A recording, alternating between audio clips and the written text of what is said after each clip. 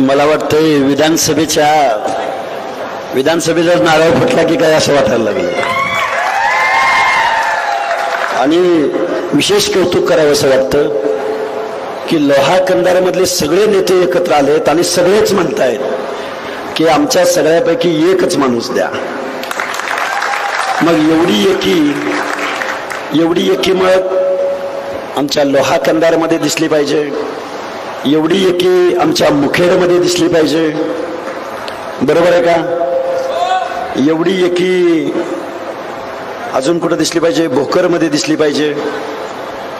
एवढी एकी किनवटमध्ये दिसली पाहिजे. दिसली पाहिजे की नाही दिसली पाहिजे? कारण हा महाराष्ट्र 18 पगड जातींचा आहे. हा महाराष्ट्र बलुत्या अलुत्यांचा आहे. हा महाराष्ट्र भटक्या विमुक्त जाती जमातींचा आहे. हा महाराष्ट्र दीनदलितांचा आहे. हा महाराष्ट्र आदिवासींचा आहे. हा महाराष्ट्र मुस्लिम समाजातल्या ओबीसी आणि सर्व अल्पसंख्याक मंडळींचा आहे. हा महाराष्ट्र कुणाच्या बापाची जहागिरी नाही. हा महाराष्ट्र कुणाची मक्तेदारी नाही. आता खरं तर सभेला सुरुवात करायची म्हटलं तर विचारपीठावर उपस्थित असणाऱ्या विचारपीठावरती आम्ही महामानवांचे किती फोटो लावलेत बघा. महामानवांचे फोटो बघा, इकडून इकडपर्यंत बघा. आणि आमच्या या विचारपीठावरती किती नेते बसलेत बघा. आमच्या जरांगे पाटलांच्या स्टेजवर एकच माणूस असतो. कधीच फुले शाहू आंबेडकरांचा फोटो असत नाही. कधीच असत नाही. ज्या माणसाने समतेचं तत्व दिलं, ज्या माणसाने मानवतेचं तत्व दिलं, ज्या महामानवानी लोकशाही दिली, ज्या महामानवानी गोरगरिबांचा आवाज बनले, ज्या महामानवानी रिझर्वेशनचं तत्व दिलं, त्या महामानवांचा फोटो आमच्या जरांगेंना चालत नाही. तुम्ही म्हणाल हे का बोलायला लागलाय? कारण त्या माणसानं गेल्या 8, 9, 10 महिन्याच्या कालावधीमध्ये या महाराष्ट्रामध्ये ओबीसी आणि मराठा समाजामध्ये एक सामाजिक दरी निर्माण केली. काय केली? सामाजिक दरी निर्माण केली. आणि दरी अशी तशी नाही निर्माण केली. बीड जिल्ह्यामध्ये ओबीसींची घरं जाळली, लोकप्रतिनिधींची घरं जाळली आणि ओबीसी बांधवामध्ये दहशत निर्माण केली. आज मी लोहा कंधारमध्ये तुमच्या समोर मनोगत व्यक्त करायला उभा आहे. खरं तर माझा आवाज बसलाय, त्यामुळे मी जास्तीत जास्त बोलायचा प्रयत्न करणार आहे. पण समजून घ्या, आवाज बसल्यामुळं काही उच्चार थोडे अस्पष्ट येतील. लोहा कंधारमध्ये आलो. लोहा कंधारची भूमी म्हटलं की 18 पगड जातींची भूमी. लोहा कंधारची भूमी म्हटलं तर परभणीच्या आणि नांदेडच्या सीमेवरती जो माझा माळेगावीचा खंडेराया आहे, ज्या खंडोबा, अरे खंडोबा म्हटलं की या महाराष्ट्राचं आराध्य दैवत आहे खंडोबा. अरे खंडोबा कुलदैवत कुणाकुणाचा असावा? खंडोबा कुलदैवत कुणाकुणाचा असावा? या महाराष्ट्रामधला माळी, साळी, कोळी, तेली, हटकर, धनगर, सनगर, वंजारी, लोणारी, परीट, गुरव, गडशी, नाभिक, सुतार, लोहार, कुंभार, बेडर, रामोशी, वडार, बोई. खंडोबा कुणाकुणाचं कुलदैवत? अरे मारवाड्याचं पण कुलदैवत खंडोबा आहे. अरे ब्राह्मणाचं कुलदैवत खंडोबा आहे. सरदार वतनदारांचा पण कुलदैवत खंडोबा आहे. त्या माझ्या खंडोबा रायाला सकाळी साकडं घातलं. खंडोबा राया हा महाराष्ट्र 18 पगड जातींचा आहे. गावगाड्यातल्या डोंगराच्या कुशीला वसलेल्या माझ्या भटक्या विमुक्त जाती जमातींचा आहे. आता जरांगे सारखं म्हणावं लागतंय. आता काय दुर्दैव आहे राव. काय म्हणला काल परवा? म्हणला आम्ही 96 खोऱ्यामध्ये जन्माला आलोय. काय म्हणला? आम्ही 96 खोऱ्यामध्ये जन्माला आलोय. आम्ही क्षत्रिय मराठे आहोत. छगनराव भुजबळांबरोबर जाणाऱ्या माणसांचा पराभव करायचा. काय म्हणला? कारण छगनरावजी भुजबळ या महाराष्ट्रामधल्या 450 जातींच्या हक्क आणि अधिकाराची भाषा बोलतात.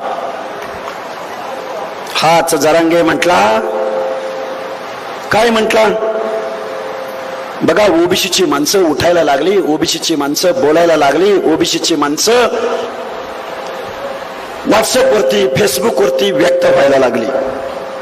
आणि व्यक्त होत असताना जी दहशत या माझ्या फुले शाहू आंबेडकरांच्या महाराष्ट्रामध्ये होती, ती दहशत मोडण्याचं काम माझ्या जालना जिल्ह्यामधल्या वडीगोद्री गावामधल्या अंबड तालुक्यामधल्या वडीगोद्री गावामध्ये झालं. वडीगोद्री गावामध्ये आम्ही उपोषणाला बसलो. उपोषणाला बसल्यानंतर वडीगोद्रीच्या गावानी ग्रामस्थांनी, आमचे बळीराम तात्या इथं उपस्थित आहेत, ही माणसं पुढाली. पुढे येऊन या माणसांनी सांगितलं की तुम्ही उपोषणाला बसा, आम्ही तुम्हाला सहकार्य करू. खरं तर आंतरवली सराटीच्या लोकांचं स्वागत केलं पाहिजे की त्या सगळ्या बांधवांनी आम्हाला पुढे येऊन सांगितलं होतं की तुम्ही आंतरवलीमध्येच बसा. आज लोहा कंधारमध्ये आलोय. माझ्या ओबीसींच्या मनामध्ये, माझ्या भटक्या विमुक्त जाती जमातीच्या मनामध्ये विश्वास निर्माण करायचा आहे म्हणून आलोय. या नांदेड जिल्ह्याचं एक नेतृत्व आहे. माजी मुख्यमंत्री आणि आता खासदार झालेले अशोकरावजी चव्हाण. अशोकराव चव्हाणांचे वडील शंकररावजी चव्हाण महाराष्ट्राचे मुख्यमंत्री. या महाराष्ट्राचे मुख्यमंत्री, आत्ताची लोकसंख्या पकडली तर 12 करोड जनतेच्या मुख्यमंत्री पदावर राहिलेले अशोकराव चव्हाण, शंकरराव चव्हाण आमच्या नांदेडच्या ओबीसी, भटक्या, मग भोई समाज असेल, मग बंजारा समाज असेल, आदिवासी समाज असेल, धनगर समाज असेल, वंजारी समाज असेल, बंजारा समाज असेल, गावगाड्यातला बलुता असेल, गावगाड्यामधला अलुता असेल. किती लोकसंख्या असेल व नांदेडमध्ये ओबीसींची? किती संख्या असेल? अंदाज करा बघूवर. किती लोकसंख्या असेल ओबीसींची? 50 ते 60%. एखादा मतदारसंघ सोडून द्या. 50 ते 60% ओबीसीनी ज्या शंकरराव चव्हाणांना महाराष्ट्राचं मुख्यमंत्री केलं, ज्या अशोकराव चव्हाणांना मुख्यमंत्री केलं, त्या शंकरराव चव्हाणांचा सुपुत्र अशोकराव चव्हाण जरांगे पाटलांना 4-5 वेळा भेटला. किती वेळा भेटला? 4-5 वेळा भेटला. पण ओबीसीच्या आरक्षणाच्या प्रश्नावर एकदाही ब्र शब्द बोलला नाही. बोलला का? बोलला असेल तर सांगा. तुम्ही इतकी माणसं आहात. अशोकराव चव्हाण कधी बोलले? नाही बोलले. बोलले नाही? नाही बोलले. बरं, तुमच्या लोहा कंधारचे आमदार कोण? मला नाव माहित नाही. कोण? श्याम सुंदर शिंदे. काय आता, काय कर्तृत्व आहे माणसाचं, काय स्पेशलिटी आहे माणसाची, काय कामगारांचा लढा, सामाजिक न्यायाचा लढा, 18 पगड जातींच्या हिताची भाषा. कायद्याच्या सभागृहात गेलाय ना श्यामसुंदर शिंदे. पक्ष कुठला? शेतकरी कामगार पक्ष. त्या शेतकऱ्यावर, कामगारावर एखादा मोर्चा काढला का? बघा, काढला असला तर काढला असेल, आमदार झालाय बाबा. म्हणजे गावगाड्यातल्या तुम्ही आम्ही माणसांनी ज्या माणसांना मतदान केलं, ज्या माणसांना कायद्याच्या सभागृहात पाठवलं, आपला प्रतिनिधी म्हणून पाठवलं, ती माणसं ओबीसीच्या आरक्षणावर ब्र शब्द बोलायला तयार नाहीत. मी सांगावं घेऊन आलोय तुमच्याकडं की तुम्ही जागं झालं पाहिजे. काय आहे ओबीसीचं आरक्षण? मंडल आयोग कधी लागू झाला? मंडल आयोग लागू झाला 1994ला. जरांगे म्हणतो 70 वर्ष ओबीसीने आमच्या वाट्याचं खाल्लंय. किती वर्ष झाली? 70 वर्ष झाली. देशाला स्वातंत्र्य मिळालं 47ला. घटना अंमलात आली 1950ला. ओबीसींना आरक्षण मिळालं 1994ला. मग 1994ला ओबीसीला आरक्षण मिळालं असेल तर 29-30 वर्ष झाली. 30 वर्षामध्ये तुम्ही काय काय खाल्लं असेल? ओबीसीला आरक्षण मिळालं म्हणून किती आमदार खासदार झाले? ओबीसींना आरक्षण मिळालं म्हणून तुमच्या आमच्या लोकांनी किती कारखाने काढले? याचं उत्तर नाही असं आहे. कारण या महाराष्ट्रामध्ये पवार, पाटील, देशमुख, गावडा, वतनदार, जहागीरदार, निजामाच्या दरबारात चाकरी करणारा, निजामाच्या दरबारामध्ये जाऊन जहागिऱ्या मिळवणारी ही माणसं म्हणायला लागली की हैदराबाद मध्ये आमच्या नोंदी सापडलेत. हैदराबाद निजाम संस्थानामध्ये आमच्या नोंदी सापडलेत. मी एक लक्ष्मण हाके नावाचा कार्यकर्ता यांना विचारतो, नोंद सापडली, कशाची नोंद सापडली? सातबाऱ्याची नोंद सापडली, वतनाची नोंद सापडली, कुणब्याची नोंद सापडली. कशासाठी गेला होता तुम्ही निजामाच्या दरबारामध्ये? बलुतो म्हणून गेला होता? बलुतो म्हणून गेला होता का? नाभिक म्हणून गेला होता? परीट म्हणून गेला होता? गुरव म्हणून गेला होता? सुतार म्हणून गेला होता? मेंढपाळ म्हणून गेला होता? कशासाठी गेला होता तुम्ही निजामाच्या दरबारात? निजामाच्या दरबारामध्ये वतनदारीसाठी ही मंडळी गेली होती. आणि त्या सातबाऱ्यावर कुणब्याची नोंद घावली म्हणतात. सातबारा किती एकराचा होता ते सांगता का तुम्ही? किती एकराचा होता? 100 एकर, 200 एकर, 12 गावं इनाम, 15 गावं इनाम. ही माणसं निजामाच्या दरबारामध्ये सरदारक्या आणि वतनदारक्या गाजवायला गेली होती. आणि त्याच वेळी माझ्या महाराष्ट्रामधल्या 18 पगड जाती, बलुते, अलुतेदार, रयतेचा राजा छत्रपती शिवाजी महाराजांचं राज्य निर्माण करण्यासाठी आपल्या जीवाची कुर्बानी देत होते. जीवा महाले कोण आहे? जीवा महाले शिवा काशी, तानाजी मालुसरे. जीवा महाले शिवा काशीत नाभिक बांधव आहेत माझे. जीवा महाले शिवा काशीत नाभिक आहेत. तानाजी मालुसरे डोंगराच्या कुशीमध्ये राहणारा माझा महादेव कोळी आदिवासी बांधव आहे. तानाजी मालुसरे.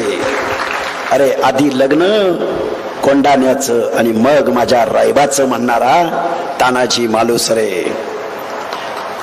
कोंडाणा किल्ला, अरे कोंडाणा किल्ला गुलाल भुक्याप्रमाणे रयतेचा राजा छत्रपती शिवाजी महाराजांना दान करणारा धनोजी धनगर इतिहासामध्ये कधी आला तुम्हाला पाहायला भेटला? जरागे म्हणतो कमी मार्क असलेल्या माणसांच्या हाताखाली आम्हाला काम करावं लागतं, कमी गुणवत्ता असलेल्या माणसांच्या हाताखाली आमच्या पोरांना काम करावं लागतं. अरे चोंद्या, बेहरजी नाईक कोण होता माहितीये का? बेहरजी नाईक बेरड बेडर रामोशी होता. छत्रपती शिवरायांच्या गुप्तहेर खात्याचा प्रमुख होता. त्या बेहरजी नाईकाच्या गुप्तहेर खात्याचा अभ्यास इस्रोची गुप्तहेर संघटना करते. आणि तू आमच्या गुणवत्तेवर शंका घेतो? चोंद्या, तुला संविधान माहितीये का? काय आहे रे संविधान? संविधान काय सांगतं? संविधान प्रत्येक माणसाला, प्रत्येक नागरिकाला, प्रत्येक जात समूहांना, प्रत्येक समाजातल्या माणसाला गिव्ह रिस्पेक्ट, टेक रिस्पेक्ट, एकमेकाचा आदर करायला शिकवतं, एकमेकाला माणूस म्हणून वागणूक देतं. हे आमचं संविधान आहे. आरक्षण का दिलं गेलं? कुणाला दिलं गेलं? कशासाठी दिलं गेलं? आरक्षण म्हणजे प्रतिनिधित्वाचा कायदा आहे. काय म्हणतोय मी? आरक्षण म्हणजे प्रतिनिधित्वाचा कायदा आहे. आरक्षण म्हणजे गरिबी हटावची योजना नाही. आरक्षण म्हणजे, आता तुम्ही पण ऐका, कान खोलून ऐका, तुम्हाला ओबीसीचं आरक्षण भेटलंय म्हणजे तुमच्या प्रत्येकाच्या घरातलं पोरग कलेक्टर होणार नाही. तुम्हाला आरक्षण भेटलंय, SC ST भेटलंय म्हणून प्रत्येकाच्या घरातलं पोरग आमदार खासदार होणार नाही. एकच आमदार खासदार होईल ना? होईल का नाही? पण त्याच्या मागची भावना अशी होती. एक उदाहरण सांगतो तुम्हाला. डॉक्टर बाबासाहेब आंबेडकर कायदा मंत्री झाले या देशाचे. कायदा मंत्री झाल्यानंतर एक दलिताचं पोरग कलेक्टर झालं. एक दलिताचं पोरग कलेक्टर झालं. कलेक्टर झाल्यानंतर डॉक्टर बाबासाहेब आंबेडकरांनी त्या पोराला भेटायला बोलवलं. भेटायला बोलवल्यानंतर ते कलेक्टर पोरग घाबरलं. एक अधिकारी, बाबासाहेबांनी मला बोलवलंय, बाबासाहेबांनी बोलवलं आणि त्याला सांगितलं, बाबा तू आता कलेक्टर झालायस, कलेक्टर झालायस तर तुझी ही लाल दिव्याची गाडी, ही लाल दिव्याची गाडी तू हम रस्त्यावरून घेऊन जाऊ नको. तर ही तुझी लाल दिव्याची गाडी तू ज्या समाजामधून पुढे येतोस त्या समाजाच्या गल्लीमधनं, मोहल्ल्यामधनं, वाड्यामधनं, वस्तीमधनं घेऊन जा. ते पोरग म्हणलं, बाबासाहेब असं केल्यानं काय होईल? ते पोरग म्हणलं असं केल्यानं काय होईल बाबासाहेब? डॉक्टर बाबासाहेब आंबेडकर म्हणाले, मी रिझर्वेशन दिलंय, दलिताला दिलंय, मी रिझर्वेशन आदिवासीला दिलंय, मी रिझर्वेशन शोषिताला वंचिताला दिलंय, हे आरक्षण दिलंय म्हणून सगळेच कलेक्टर होणार नाही. तुला तो मान भेटलाय आणि मग तू कलेक्टर झालायस. तुझी लाल दिव्याची गाडी ज्या मोहल्ल्यामधनं जाईल त्या मोहल्ल्यामध्ये एक विश्वास निर्माण होईल, आमचा सुद्धा कलेक्टर झाला बर का, आमच्यामध्ये सुद्धा गुणवत्ता कमी नाही बर का, आम्ही सुद्धा या लोकशाहीचे नागरिक आहोत बर का. ही रिझर्वेशन मागची भावना आहे. अरे जरांगे, तुला सांगितलं कुणी की ओबीसीचं आरक्षण तुला मिळालं की तुझ्या घरावरती लगेच सोन्याची कौलं येणार आहेत. आता काही पत्रकार बांधव माझ्या समोर उपस्थित आहेत. हा फुले शाहू आंबेडकरांचा महाराष्ट्र आहे, हा पुरोगामी महाराष्ट्र आहे. ज्या फुले शाहू आंबेडकरांनी या महाराष्ट्राला धोरण दिलं, नीती दिली, रिझर्वेशन दिलं, माणसातलं माणूस पण दिलं, त्या फुले शाहू आंबेडकरांच्या महाराष्ट्रामध्ये मात्र पवार, पाटील, देशमुख, चव्हाण मंडळींनी काय केलं माहितीये का? या मंडळींनी डॉक्टर बाबासाहेब आंबेडकरांनी सुग्रास असा स्वयंपाक लोकशाहीच्या माध्यमातून बनवला होता. पंक्तीला बसलेल्या शेवटच्या घटकापर्यंत हा स्वयंपाक पोचायला हवा होता. पण आमच्या वाडप्याने काय केलं माहितीये का? हा सुग्रास असा स्वयंपाक पाहुण्या रावळ्यांना वाढला, भावबंदकीला वाढला, स्वतःच्या जातीमधल्या लोकांना वाढला. महाराष्ट्राच्या 288 विधानसभेची तिकीट द्यायची वेळ आली. एससी आणि एसटीच्या जागा सोडून बाकीच्या जागा पवार, पाटील, देशमुख या मंडळींना दिल्या. कारखाने वाटायची वेळ आली, पाहुण्या रावळ्यांना दिल्या. शिक्षण संस्था द्यायची वेळ आली, पाहुण्या रावळ्यांना दिल्या. आणि मग हे पाहुणे रावळे, आता तुमच्यात कोण पाहुणा आहे माहित नाही मला. चिखलीकर आहे ना? कोण आहे? चिखलीकरच आहे ना? कोण आहे इथला आमदार? कोण आहे? हा, श्याम सुंदर शिंदे. म्हणजे भाऊ गेला की बहीण, बहीण गेला की भाऊ, असंच ना काहीतरी. आणि अजून कोणतरी धोंडगे म्हणून आहे, बरोबर का? कोण? पुरुषोत्तम धोंडगे. अरे धोंडगे, चुकलं का काय? हा, आमदारकीचे डोहाळे लागलेत बरं का. आणि तिकीट कुणाला मागायला गेलाय? जरांगेला. आणि जरांगे काय म्हणतोय? आम्ही 96 कुळी लगा. आता आम्ही 60% ओबीसी. आता देवानं आम्हाला ओबीसी मध्ये जन्म घातला. देव म्हणजे नीती. आम्हाला देवानं ओबीसी मध्ये जन्म घातला. आम्हाला बंजारा केलं, आम्हाला बंजारी केलं, आम्हाला भोई केलं, आम्हाला धनगर केलं. आता आमच्या हातात असतं आणि देवानं आम्हाला एक ऑप्शन दिला असता की तुला कुठल्या जातीत जन्म घ्यायचा आहे, तर आम्ही ऑप्शन निवडला असता. 96 कुळी, 92 कुळी, काहीतरी ऑप्शन निवडला असता. कारण आमची बी पोरं आमदार खासदार झाली असते. ज्या माणसांना बाय बर्थ जन्माने जे मागासवर्गीय आहेत त्यांना बाबासाहेबांनी रिझर्वेशनची पॉलिसी दिल्या. आमच्या मागच्या पिढ्यांनी हाल अपेष्ट सहन केलेत हो. आमच्या मागच्या पिढ्यांनी, मागच्या आलुत्या बिलुत्यांनी, अरे गावगाड्यामध्ये, गावच्या ग्रामदेवतामध्ये, ग्रामदेवताच्या गाभाऱ्यात तुम्ही आम्हाला प्रवेश दिला नाही. भोई माहित आहे का? भोई, भोई समाज आहेत का? भोई. अरे हा भोई आता काय करतो माहितीये का? तुमच्या पालक्यांना खांदा देतो, खांदा. हा भोई कोण होता माहितीये? प्रभू रामचंद्र. माहितीये का? प्रभू रामचंद्र. प्रभू रामचंद्राची ती शरयू नदीच्या काठावरती प्रभू रामचंद्राला होळीमध्ये घेऊन जाणारा कोण होता? निषाद, म्हणजे आमचा भोई. भोई म्हणजे मत्स्यगंधा. मत्स्यगंधेच्या पोटी कोण? कुठले ऋषी? दुर्वास. कुठले ऋषी हो माहितीयेत का? व्यास ऋषी. त्याच मत्स्यगंधेच्या पोटी कौरव पांडव. त्या भोई समाजावरती आज कोणती वेळ आहे? आम्ही आमचं कुळ शोधायला गेलो ना, आमचे गोंडवाले पण राजे होते, आमचे भिल्ल पण राजे होते, आमचे नागवंशीय पण राजे होते. पण या माणसाने या देशाला स्वातंत्र्य मिळाल्यानंतर सत्तेमधून पैसा, पैशामधून सत्ता, पैशामधून कारखाने, कारखान्यामधून आमदारक्या, आमदारक्यामधून खासदारक्या, खासदारक्यामधून पिढ्यान पिढ्या राजकारण केलं. आणि एक जरांगे नावाचा माणूस उठला आणि म्हणला आता ओबीसीने लय खाल्लंय. काय खाल्लंय? ओबीसीने लय खाल्लंय.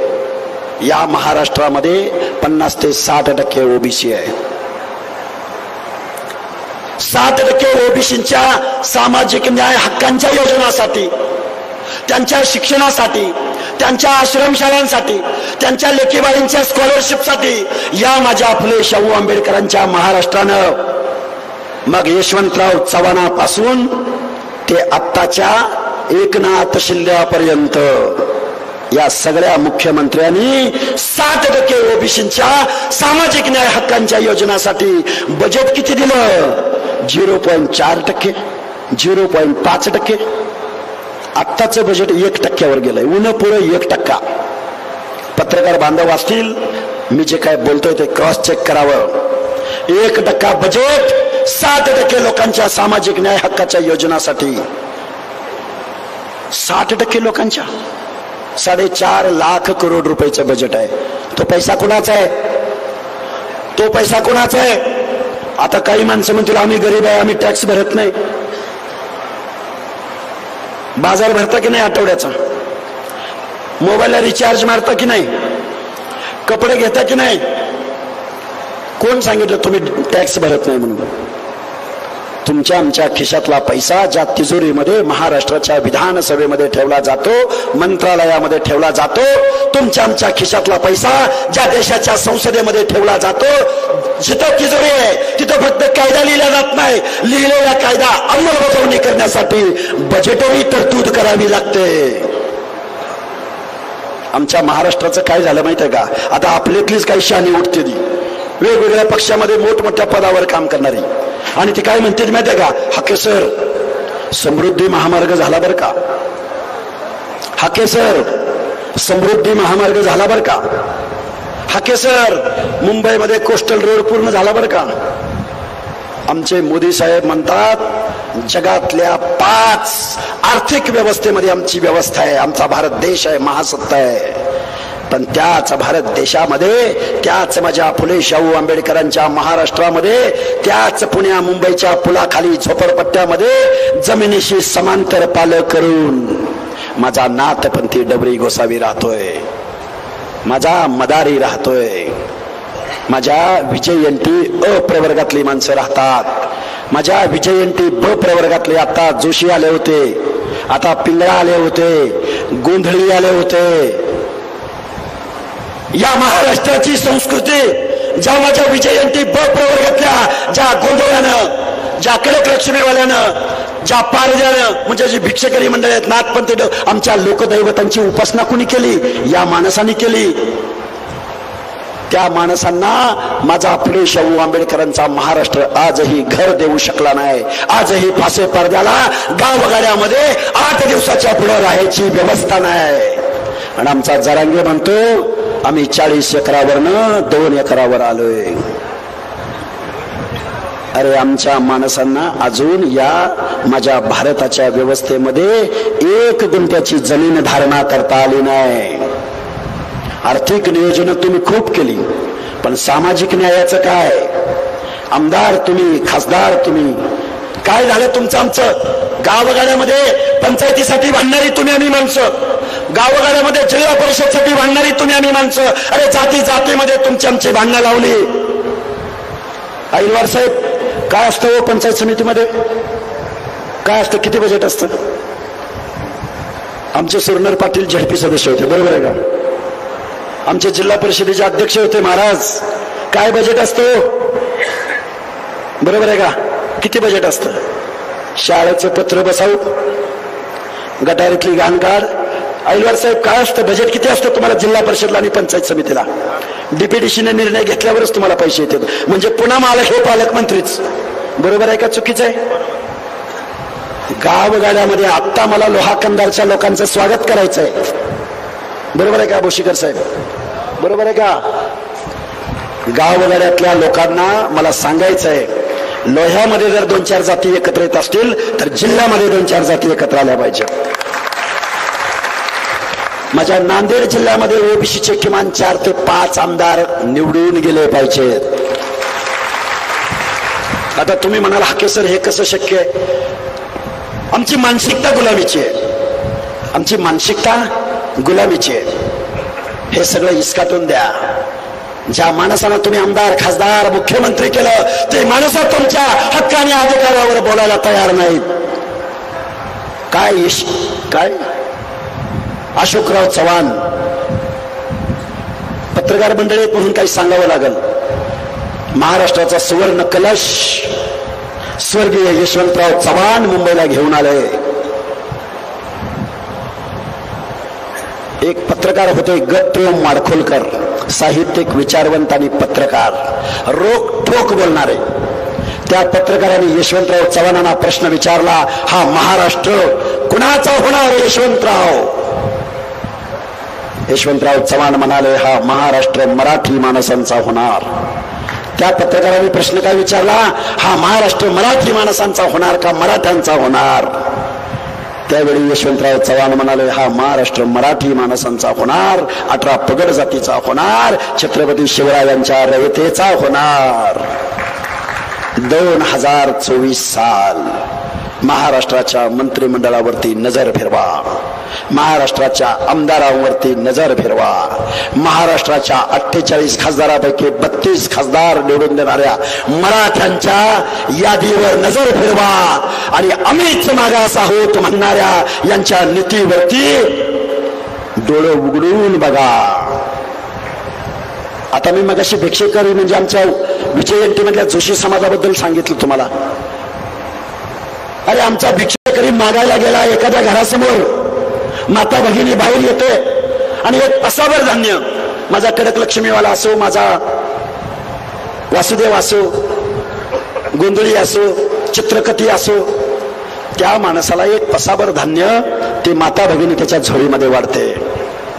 अरे तोच आमचा जोशी समाज त्या पसाभर धान्यातलं, मुठभर धान्यामधलं 4 दाणं उचलतो आणि तिच्या सुपामध्ये माघारी टाकतो आणि काय म्हणतो, तुझा वेल मांडवाला जाऊ दे, तुझ्या घरामध्ये धनधान्य पिकू दे, तुला मान मरातब इज्जत मिळू दे, देव माझा खंडोबा तुझं भलं करो. पण या माणसांना आम्ही मतांचं दान दिलं, ती माणसं मात्र तुमचं आरक्षण सुद्धा ठेवायला तयार नाहीत. यांची नियत इंग्रजांपेक्षा वाईट आहे. साता समुद्रापलीकडून आलेल्या इंग्रजांनी तुमची इंच जमीन मोजली. साता समुद्रापलीकडून आलेल्या इंग्रजांनी तुम्हाला कायदा दिला, शिक्षण दिलं, तुम्हाला सिव्हिल कोड दिला, पिनल कोड दिला, तुम्हाला इज्जत दिली, भारत नावाच्या देशाला आयडेंटिटी दिली, जात निहाय जनगणना दर 10 वर्षाला केली. पण आमच्या या वाढप्याने मात्र तुमची जात मोजायला नकार दिला. कारण लोहा कंदारचा आमदार एखादं धनगराचं पोरग होईल, बंजाराचं पोरग होईल, भोयाचं पोरग होईल, वंजारीचं पोरग होईल, माळ्याचं पोरग होईल, कोळ्याचं पोरग होईल. आज पण जात मोजायला तयार नाही. गाढवाची गणना करते ती, वाघाची गणना करते ती, उंटाची गणना करते ती, पण माणसं मोजायला तयार नाही. आता मी राज्य मागासवर्ग आयोगाचा सदस्य होतो. मुख्यमंत्र्यांना म्हटलं आम्ही मागास झालो, आम्ही मागास झालो, आम्ही मागास झालो. मुख्यमंत्र्यांना हा लक्ष्मण हाके आणि राज्य मागासवर्ग आयोग म्हणाला, एकमतानं म्हणाला की या महाराष्ट्राच्या नोकऱ्यामध्ये कुणाची संख्या किती आहे याची तुम्ही आम्हाला अधिकृत आकडेवारी द्या. एकदा पत्र लिहिलं आणि 4 वेळा रिमाइंडर लिहिला, मुख्यमंत्र्यांना आठवण करून दिली, नाही दिली माहिती. जाऊ द्या म्हणलं, नोकऱ्याची काय माहिती आपल्याला देत नाहीत, क्लास 1 अधिकारी कोण सांगत नाहीत, कोऑपरेटिव्ह सेक्टर मधले अधिकारी कोण सांगत नाहीत, महसूल मधले अधिकारी कोण सांगत नाहीत, मंत्रिमंडळामध्ये अर्थ खातं कोणी सांभाळलं ते सांगत नाहीत, मंत्रिमंडळामध्ये महसूल मंत्रीपद कोणी सांभाळलं ते सांगत नाहीत, महाराष्ट्राच्या मुख्यमंत्री पदावर कोण राहिलं ते सांगत नाहीत, महाराष्ट्रामधले कारखानदारी कुणाच्या बापाची हे सांगत नाहीत, महाराष्ट्रामधलं खाजगी कारखान्याचं पीक आता या महाराष्ट्रामध्ये आलं त्याच्यावर बोलत नाहीत आणि जरांगे म्हणतो आम्ही मागास झालो, आम्ही मागास झालो, आम्ही मागास झालो. अरे चोंड्या, तू जर मागास झाला असेल तर मग महाराष्ट्रामध्ये पुढारलं कोण? तुझ्या जातीच्या पुढे गेलं कोण? कुठली जात या महाराष्ट्रामध्ये की जी मराठा समाजाच्या पुढे गेली आणि त्यांनी आमदारक्या जिंकल्या, खासदारक्या जिंकल्या, कारखाने ताब्यात घेतले, उपजाऊ जमिनी ताब्यात घेतल्या? सांगू शकाल तुम्ही? आणि आम्ही मागास झालो आणि आपल्यातलं नेतो सगळ्या पक्षाचं प्रमुख. ओबीसीच्या आरक्षणाला धक्का न लावता जरांगेच्या मागणीचा विचार करा. ओबीसीच्या आरक्षणाला धक्का न लावता, अरे राज्य मागास वर्ग आयोग तुमचा मागासले पण नाकारतोय. एक नव्हे 4 आयोग. राष्ट्रीय मागास वर्ग आयोग तुमचं मागासले पण नाकारतो. सुप्रीम कोर्ट 650 पानाच्या जजमेंट मध्ये सांगतंय की यू आर नॉट, तुम्ही मागास नाही आहात, तुम्ही शासकीय राज्यवर्ती जमात आहात, यू आर रूलर. आमचं संविधान सांगतं मागासवर्गीय कोण? Those are socially backward. अरे बलुतेदार, अलुतेदार वेदना तुम्हाला सहन कराव्या लागतील. बरं, मला या लोहा कन्नर मध्ये एक उदाहरण सांगू शकता का? गावगाड्यातली माणसं आहात तुम्ही, सफर करताय तुम्ही.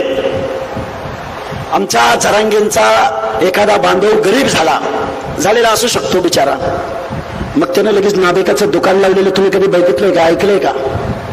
लावलंय गरिबी आली म्हणून धोब्याचं दुकान लावलं का? ऐकलंय का? एखादं उदाहरण असलं तर सांगताय मला तुम्ही? हजारो वर्षाच्या व्यवस्थेमध्ये बलुत्यानी, आलुत्यानी, मेंढपाळांनी, भटक्या विमुक्तांनी गावड्याला, गावच्या पाटलाला, गावच्या देशमुखाला केंद्रबिंदू ठेवलं आणि आम्ही सेवा देण्याचं काम केलं. डॉक्टर बाबासाहेब आंबेडकरांना सुद्धा त्यावेळच्या आपल्या नेत्यांनी विचारलं, बाबासाहेबांचं ऐकलं नाही या देशामध्ये, मंडल आयोग लागू नाही झाला. अरे त्या महामानवानं 340व्या कलमासाठी राजीनामा दिला. आमच्या ओबीसीला काही सुद्धा माहिती नाही. डॉक्टर बाबासाहेब आंबेडकरांना विचारलं, बाबासाहेब तुम्ही दलितांना आरक्षण दिलं, ज्यांच्या बाबतीमध्ये छूतपणा पाळला गेला, ज्यांच्या बाबतीमध्ये स्पृश्यता पाळली गेली, ज्यांना मानवतेची हीन वागणूक दिली, त्या माणसांना तुम्ही रिझर्वेशन दिलं, आम्ही मान्य केलं. पण गावगाड्यातल्या माळ्याला, साड्याला, कोळ्याला, तेल्याला, हटकऱ्याला, धनगराला, भोळ्याला, वंजराला, बंजाराला तुम्ही का आरक्षण देताय? बाबासाहेब, या बलुतेदारांना का आरक्षण देताय? सोनाऱ्याला तुम्ही आरक्षण का देताय? सुताराला, पंचाळाला कशासाठी आरक्षण देताय? माझा महामानव डॉक्टर बाबासाहेब आंबेडकर कायद्याच्या सभागृहासमोर बोलले. काय बोलले? गावातल्या अस्पृश्यांना मी कायद्यानं रिझर्वेशन दिलंय, मी केंद्रीय सूचीमध्ये टाकलंय, शेड्यूल कास्ट, शेड्यूल ट्राईब्स मध्ये टाकलंय. पण डोंगराच्या कुशीला कुठेतरी बेरड रामोशी राहतोय, मेंढपाळ राहतोय, बंजारा भटकंतीचं लमाण तांड्यावर काम करणारा बंजारा राहतोय, कुठेतरी ऊस, आता ऊस तोडत नाहीत, पहिले काहीतरी वेगळंच काम करत बंजारी आमचे, ही भटकंतीची कामं करते. या माणसांना सुद्धा मला शिक्षणाच्या प्रक्रियेत आणायचंय, विकासाच्या प्रक्रियेत आणायचंय. त्यांना सुद्धा या भारताचे नागरिक म्हणून सन्मानाची, इज्जतीची वागणूक द्यायची आहे, म्हणून मी ओबीसींना आरक्षण देतोय. बाबासाहेबांना विरोध झाला, बाबासाहेबांनी कायदे मंत्रिपदाचा राजीनामा दिला. मोरारजी देसाईंनी मंडल आयोग निर्माण केला, बीपी मंडल, बिंदेश्वरी प्रसाद मंडल, बिहारचा 2 वेळा मुख्यमंत्री असणारा बिंदेश्वरी प्रसाद मंडल. त्यांनी रिपोर्ट तयार केला, 1980 ला सबमिट केला. परत कालेलकर आयोग गेला, मंडल आयोग गेला. मंडल आयोग लागू व्हायला विश्वनाथ प्रताप सिंग नावाचा पंतप्रधान या देशाला यावा लागला. त्या व्हीपी सिंगांनी मंडल आयोग लागू केला. परत कोर्टात चॅलेंज झाला, महाराज बरोबर आहे का? महाराजांना बरोबर आहे का? 1994 साली 9 जजेसच्या खंडपीठासमोर माझा मंडल आयोग चॅलेंज झाला. 9 जजेसचं खंडपीठ बसलं. आमचे लालू प्रसाद यादव, स्वर्गीय रामविलास पासवान राम जेठमलानींकडे गेले. राम जेठमलानी, आमच्या ओबीसीची बाजू तुम्हाला घ्यावी लागेल. पण जेठमलानीची फी द्यायला परवडत नव्हतं लालू प्रसाद यादवांना. लालू प्रसाद यादव म्हणाले, माझा ओबीसी बांधव एक गुंज गुंज गुंज सोनं गोळा करेल आणि तुमच्या वजनाचं सोनं तुम्हाला देईल.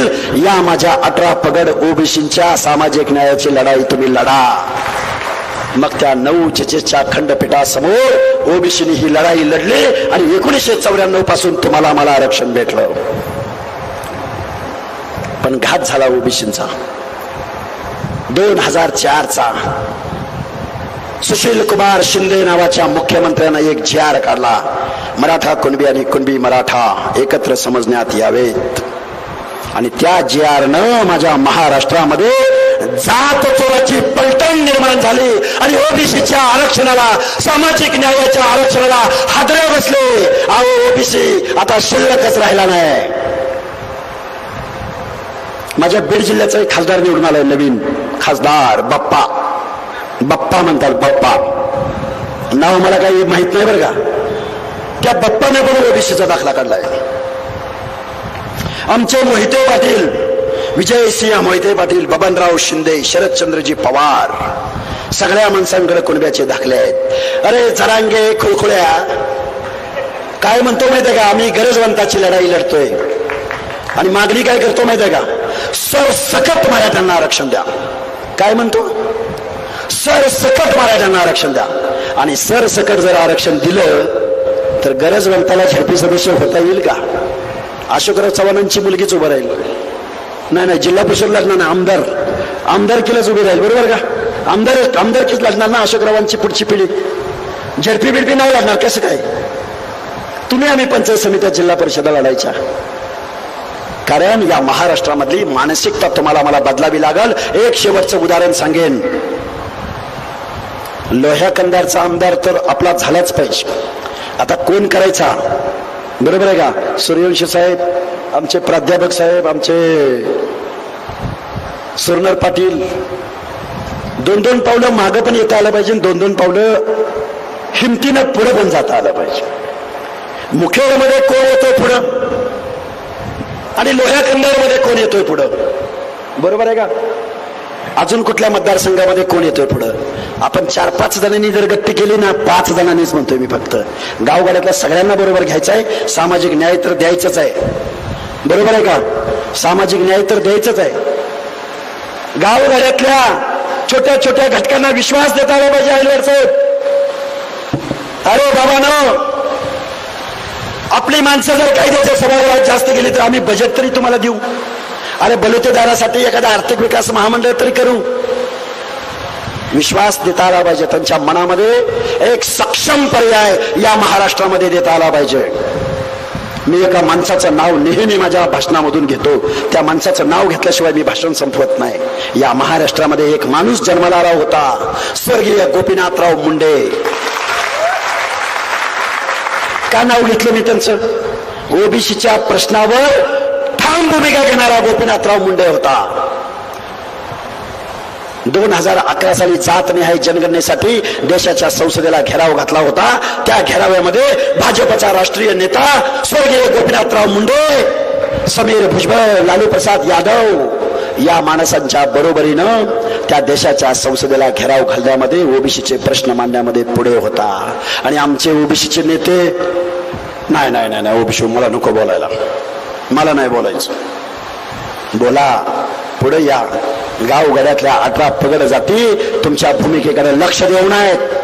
कोण आहे आम्ही? इथं उपस्थित असलेली मंडळी, आम्ही आमदार खासदाराची पोरं नाही, आम्ही मेंढपाळाची पोरं आहे. अरे गावगाड्यातल्या शेवटच्या घटकामधल्या सामान्य कुटुंबामध्ये जन्माला घेतलेली पोरं आहे. प्रत्येक तालुक्यामध्ये हजारोंच्या संख्येनं वाजत, अरे काय ते जेसीबी मधनं फुलं काय उधळते. परत मी आम्हाला चिमटा घेतोय, अरे खरंच आपण आहे का? आपण आमदार झालो की काय असं वाटतं. अरे एवढं प्रेम माझ्या 18 पगड जातीच्या लोकांनी द्यावं. प्रत्येक तालुक्यामधून माणसं बोलवत आहेत. गेल्या 4 दिवसाचा हिशेब केला तर जवळजवळ आजची ही 17वी-18वी सभा आहे. गावगाड्यातला हा 18 पगड जातींचा महाराष्ट्र आहे. तुम्हाला महाराष्ट्र बघायचंय का? जरा म्हणला आमचे एवढे खासदार आले, आम्ही 60% आहोत. किती टक्के? 60% आम्ही आहोत म्हणला. एकनाथरावजी शिंदे, तुम्ही या महाराष्ट्रातल्या 12 करोड जनतेचे मुख्यमंत्री आहात. तुम्ही महाराष्ट्राच्या 12 करोड जनतेच्या दायित्वाची शपथ घेतली. एकनाथराव शिंदे, तुम्हाला ओबीसी आणि भटक्या विमुक्त जाती जमाती बघायच्या असतील तर एकनाथराव शिंदे तुम्ही जेजुरीच्या खंडोबाला या. 18 पगड जाती म्हणजे काय असतं तुम्हाला बघायला भेटेल. एकनाथराव शिंदे तुम्ही पोहरा देवीला या. तुम्हाला भटक्या विमुक्त जाती जमाती म्हणजे काय तुम्हाला बघायला भेटेल. एकनाथराव शिंदे तुम्ही भगवानगडावर या. वंजारी बांधव दिवाळी दसऱ्यानंतर ऊस तोडायला किती प्रमाणात जातो आणि त्यांची गावच्या गावं ऊस पडतात हे तुम्हाला बघायला भेटेल. एकनाथराव शिंदे तुम्ही आरेवाडीच्या बिरोबाला, नाहीतर माझ्या माळेगावच्या खंडोबाला या, नाहीतर गडीला माझ्या भटक्या विमुक्तांच्या जत्रेला या. माझा बलुता, माझा अलुता. मगाशी कोणीतरी घोषणा दिली, माझं लक्ष असतं प्रत्येक माणसाकडं. मगाशी कोणीतरी घोषणा दिली, येळकोट येळकोट. काय येळकोटचा अर्थ? येळकोट म्हणजे 1 कोट वेळा. येळकोट येळकोट जय मल्हार. काय म्हणतो तुम्ही? आम्ही बिरोबाच्या नावानं चांग भलं. काय म्हणतो? चांग भलं, चांगलं भलं. अरे आमची संस्कृती तुझं चांगलं भलं झालं पाहिजे. आणि तुम्ही काय म्हणता? आमचा आमदार झाला पाहिजे. अरे तू कुठं आमदार होत असतो का? एक शेवटचं उदाहरण सांगेल आणि माझं मी मनोगत थांबवेन. तुम्ही आम्ही गावगाड्यामधले माणसं आहात. मी बऱ्याच भाषणामध्ये सांगतो, पण साधी सोपी समजणारी उदाहरण आहेत म्हणून वारंवार सांगण्याचा प्रयत्न करतो. तुमच्या आमच्या घरामध्ये जर एखादं लेकरू बाळ जन्माला आलं तर तुमच्या आमच्या माता भगिनी काय करतात? बारसं घालतात. बारसं नामकरण सोहळा ठेवतात. नामकरण सोहळा ठेवल्यानंतर त्या बिचाऱ्या सगळ्या माता भगिनी एकत्र येतात आणि म्हणतात काय? अहो त्या पाळणा कुणाचा म्हणतात? छत्रपती शिवरायांचा म्हणतात. माझा राजा शिवाजी ग. त्या पाळणा कुणाचा म्हणतात?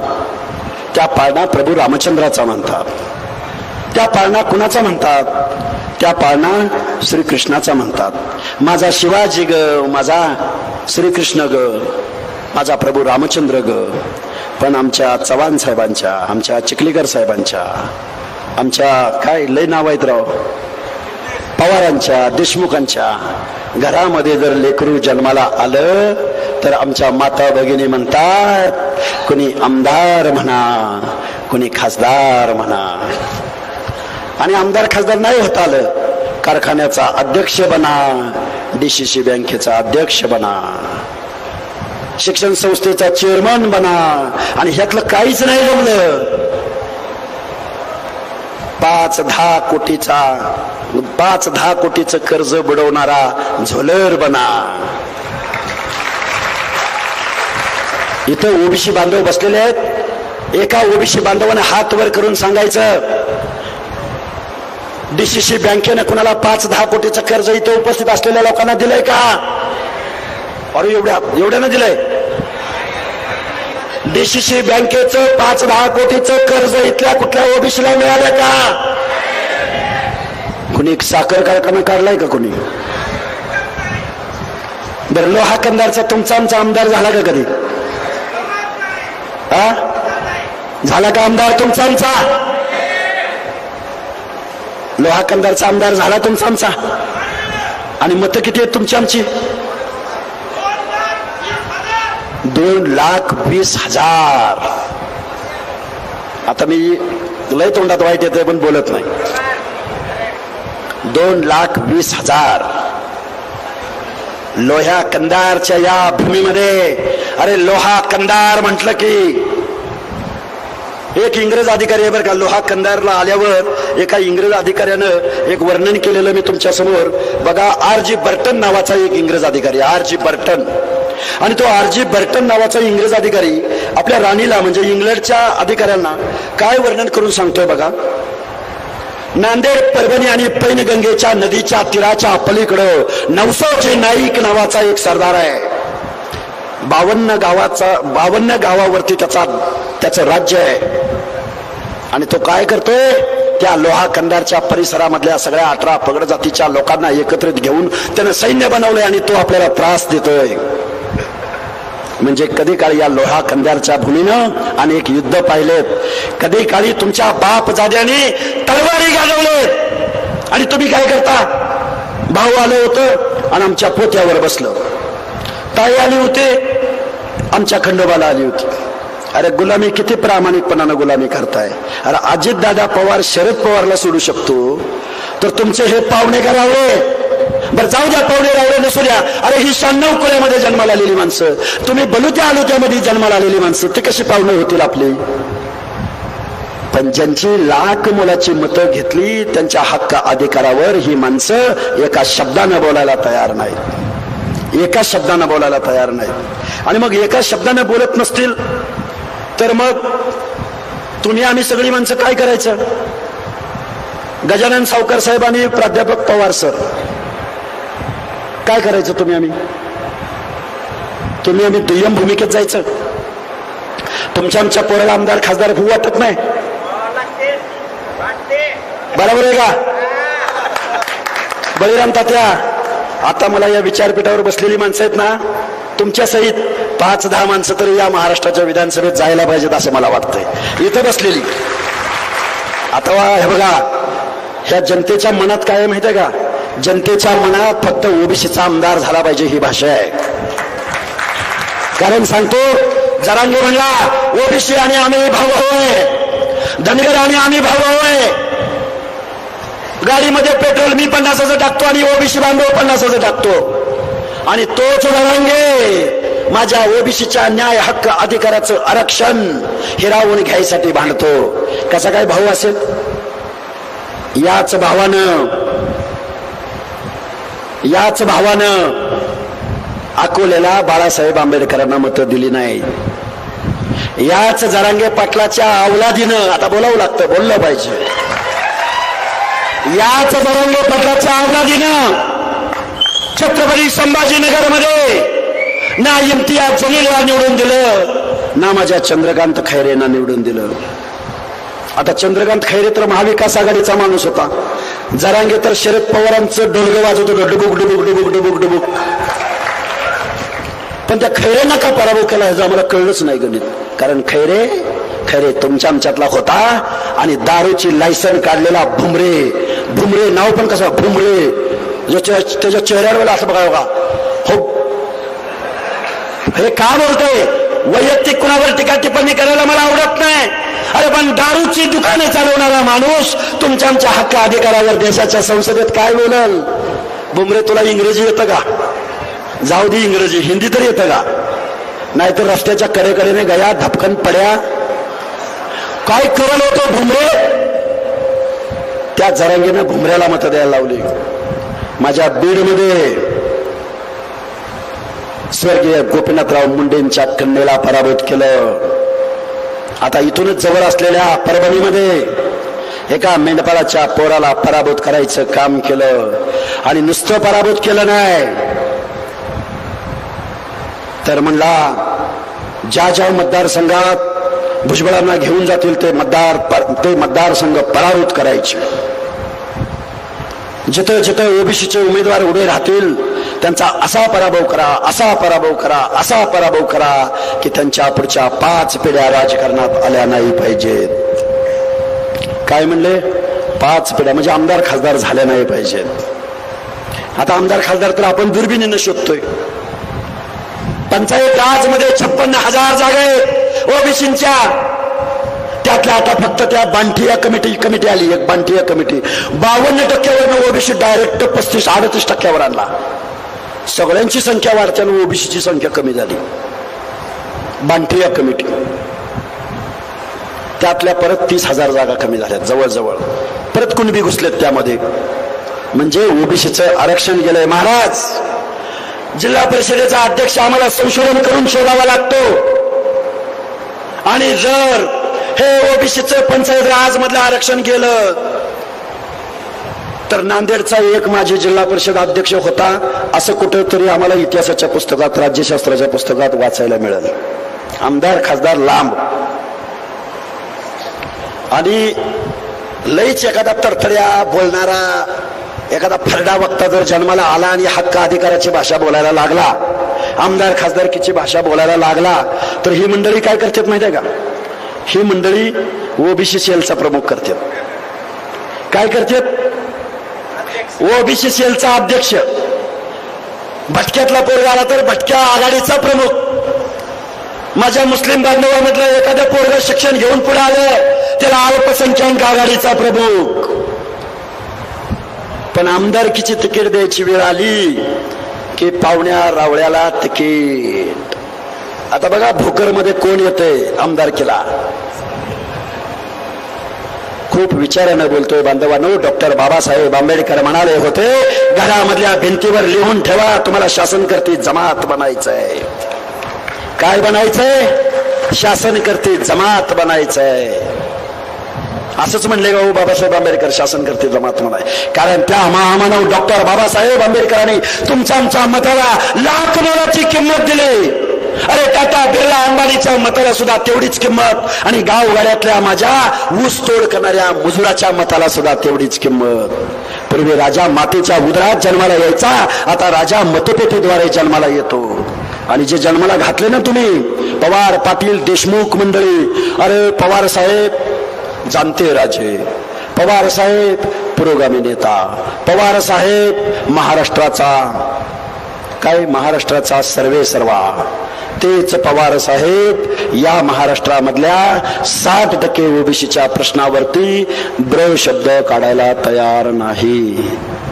पवार साहेब माझ्या या 18 पगड जातीच्या लोकांचं अंतकरण व्यथा वेदना, जर माझ्या 18 पगड जातीचं अंतकरण पवार साहेब तुम्हाला कळलं असतं, तुम्हाला फक्त निवडणुका जिंकण्याचं व्याकरण कळलं, तुम्ही व्याकरण आत्मसात केलं निवडणुका जिंकण्याचं, पण आमच्या 18 पगड जातीचं अंतकरण तुम्हाला कधीही कळलं नाही.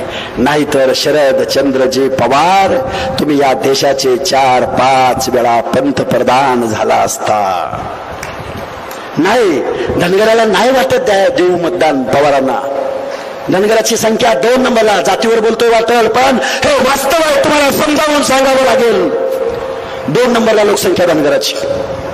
एक सुद्धा खासदार, एक फक्त स्वातंत्र्यानंतर एकच खासदार निवडून गेला होता. खूप मोठा स्वातंत्र्य सैनिक होता, स्वतःची जमीन सिलिंग मध्ये वाटून टाकणारा रखमाजी गावडे होता, बीड जिल्ह्यामध्ये बीडचा खासदार.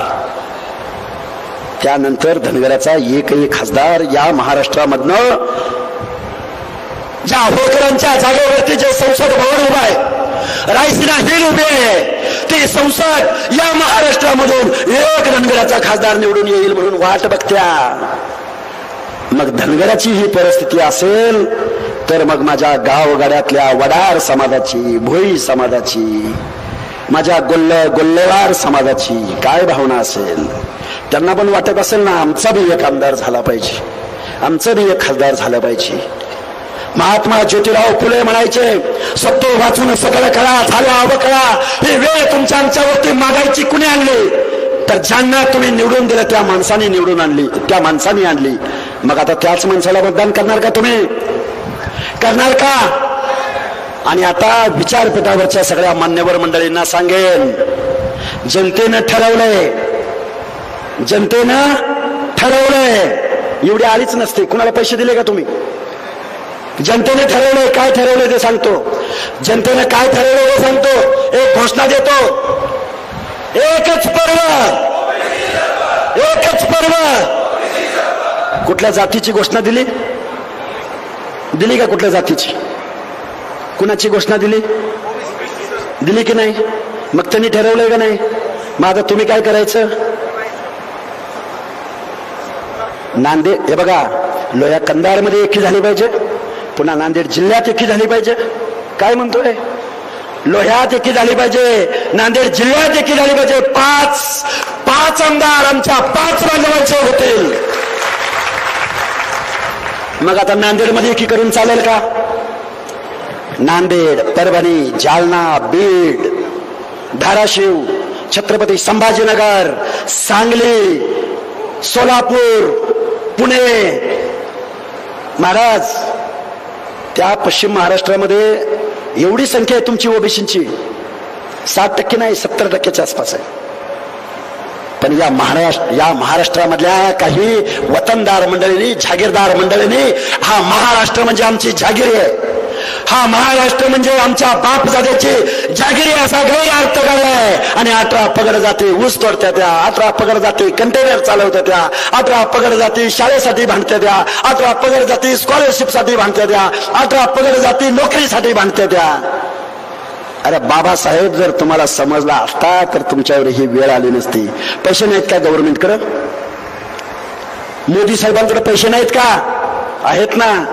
पण 60% लोक आजही सामाजिक न्यायाच्या प्रतीक्षेमध्ये आहेत. सुर्नवर पाटील, यंग पोरांनी पुढे आलं पाहिजे, एकमेकाच्या हातात हात घातला पाहिजे, जातीची युती झाली पाहिजे, राजकारणाची समाजकारणाची शेती झाली पाहिजे. राजसत्ता आणि राजपाट मागून मिळत नसतो, राजसत्ता आणि राजपाट मागून मिळत नसतो, तर तो नेहमीच हिसकावून घ्यायचा असतो. हक्क आणि अधिकाराची लढाई भीक मागून मिळत नसते. हक्क आणि अधिकाराची, स्वाभिमानाची, मानाची, सन्मानाची वागणूक कधीतरी नवसाची नाईक बनावं लागेल, कधीतरी सेवालाल बनावं लागेल, कधीतरी भगवान बाबा बनावं लागेल, कधीतरी मातोश्री अहिल्याबाई बनावं लागेल, कधीतरी गाडगे बाबा सुद्धा बनावं लागेल. आणि गावगाड्यातल्या 18 पगड जातींना पुढे घेऊन हा महाराष्ट्र म्हणजे कुणाची जागिरी नाही, तर आमच्या 18 पगड जातीचा महाराष्ट्र आहे, हे या महाराष्ट्राला समजावून सांगावं लागेल. जाता जाता तुम्हाला बनायचंच असेल तर स्वर्गीय गोपीनाथराव मुंडे बना. तुम्हाला बनायचंच असेल तर शेजारच्या राज्यातला सिद्धरामय्या बना.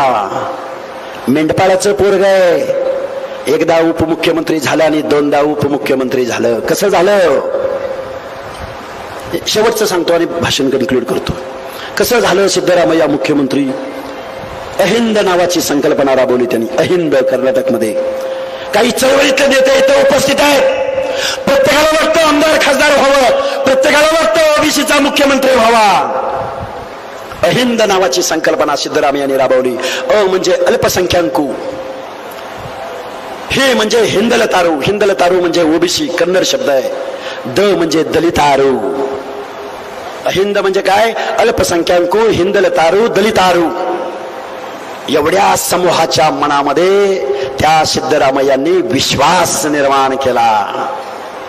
एकदा नव्हे 3दा कर्नाटकचा मुख्यमंत्री देशातल्या